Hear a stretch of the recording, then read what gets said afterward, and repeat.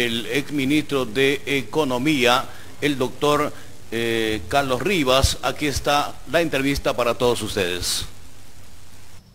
Nos encontramos en esta oportunidad ya aquí en las afueras del Congreso de la República para conversar con el doctor Carlos Rivas, ex ministro de Economía aquí en el Perú y también presidente de Parlamentario del Perú, para hablar temas de coyuntura política. Doctor, muy buenos días. Tu saludo para todos los televidentes de Hágase Justicia, Canal 3 Telestar. Muy buenos días y mi agradecimiento por esta oportunidad que me brindan para dirigirme a todos los teleaudientes que escuchan este sintonizado programa de Hágase Justicia, que su mismo nombre lo señala. Realmente es bastante motivador, porque lo que busca el pueblo peruano es que se haga justicia en todos los ámbitos de la patria. Doctor, ¿qué tanta preocupación sostiene de la baja económica en el Perú del 32.1% en medio de la pandemia y en medio de la crisis política? ¿Cuál sería la evaluación como ex ministro de Economía del país?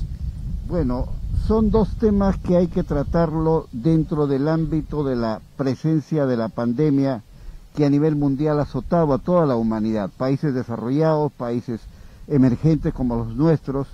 Indudablemente los más afectados, de acuerdo a los organismos internacionales y a los indicadores que estamos comprobando en el país, son los países de América Latina y del Caribe los más afectados. En el caso peruano, las estimaciones, de acuerdo al Banco Mundial, el Fondo Monetario, se estiman que caeremos en un 12.5% y se proyectan incluso hasta el 15%. Evidentemente ha sido muy fuerte los efectos generados por el COVID-19 en la economía, y que ha golpeado sobre todo a los sectores más vulnerables, a quienes sean trabajadores formales y más que todo a la informalidad, que sobrepasa los cerca de 7 millones de peruanos. Doctor, pero ¿a qué se debe de que el Perú ha sido uno de los más golpeados, muy aparte de los otros países en el mundo? Bueno, esa es una pregunta interesante que justamente iba a tratarla. En principio todos reconocemos que el primer mes, cuando se declara la pandemia, entre el 16 de marzo al 16 de abril, las medidas fueron bastante drásticas y rigurosas. Lamentablemente en el aspecto sanitario no se previó no solamente el tema de las camas, sino también de los ventiladores, de las plantas de oxígeno, etcétera. Y se descuidó totalmente el tema económico. No se planteó paralelamente, así como se formuló una propuesta para que expertos en materia de salud vieran el tema justamente de la pandemia, también el tema de la crisis humanitaria, porque fue un confinamiento de toda la población y una paralización del aparato productivo que duró hasta el mes de julio, hasta los primeros días, cuando se levanta esto.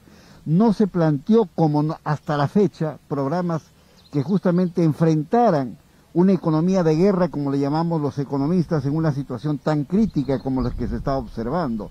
Paralización, excepto de los sectores, el único que se pudo salvar fue modestamente la agricultura para atender los mercados y la alimentación popular, pero el resto, la gran minería, la pequeña, el turismo, que hasta ahora constituye pues uno de los sectores más afectados, el sector pesca, la actividad comercial, manufacturera, todo se paralizó. Incluso los trabajadores que mediante el trabajo virtual empezaron a desarrollar sus actividades también muy disminuidos, y cuando se levantó esta situación, toda la fuerza laboral, sobre todo la que tenía comprometida, ha recuperado solamente un 18%, y el resto sí lo ha hecho en condiciones inferiores a las que tenía de ingresos.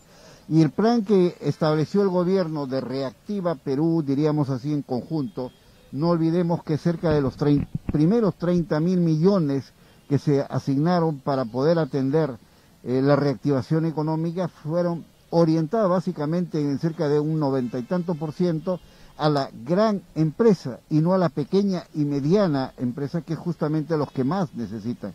Entonces toda esa situación que ha significado que la reactivación de la economía peruana vaya a ser muy lenta y las caídas sean sucesivas, porque no solamente era a nivel del aparato productivo interno, sino también en nuestras propias relaciones internacionales, porque el volumen de nuestras exportaciones cayó tremendamente en vista del cierre de fronteras, incluso ahora que se han levantado las fronteras en 7 países que ya ellos tenían relaciones comerciales. Sin embargo, nuestros principales mercados, como el caso de la China, Estados Unidos, todavía tienen muchas restricciones para poder llegar, y eso a donde llegan nuestros minerales y donde llega nuestra pesca.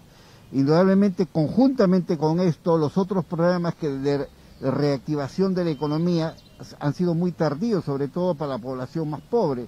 Los famosos bonos que se han venido otorgando, incluso este último que terminará creo en el mes de diciembre, han habido una serie de deficiencias que han tratado de corregirse, pero que no han llegado ni a suplir las necesidades básicas de la población. Los pequeños ahorros han ido perdiéndose y la reactivación de la economía igual. Por ejemplo, el caso de de la industria manufacturera, de Gamarra, ¿no?, de la industria de la confección, de la industria del calzado en La Libertad, en fin, todos ellos prácticamente golpeados y sin mayores incentivos. Si uno revisa quiénes se han beneficiado de estos grandes proyectos, tenemos, bueno, las empresas inmobiliarias, las clínicas, algunas universidades, los estudios de abogados, los medios de comunicación, grandes han recibido y según ellos, los consorcios, pues 30, 40 millones o 36 millones de soles. En cambio, la pobre población, 760 soles para poder alimentarse ellos y su familia en esta etapa tan dura y difícil del país. Muy a pesar de la buena voluntad del gobierno de querer elevar o nivelar el sistema económico a la verdad posible, ¿cuál sería la estrategia principal para estabilizar todo esto, doctor? Bueno, yo considero, como muchos de los colegas economistas, que se tiene que orientar básicamente, en principio, a destrabar más de 3.000 proyectos que se encuentran paralizados, de acuerdo con la Contraloría. También hay proyectos de proinversión, como 20 proyectos que están en compás de espera. Los mecanismos de obra por impuestos, los mecanismos de las asociaciones públicas privadas, los proyectos inmobiliarios, los proyectos de la industria de la construcción y los proyectos mineros que indudablemente no han sido bien manejados ni tratados, el caso de Tía María, el caso de también proyectos agrícolas como de tercera etapa de Chavimochi, etcétera, que realmente podrían volver a mejorar la situación económica.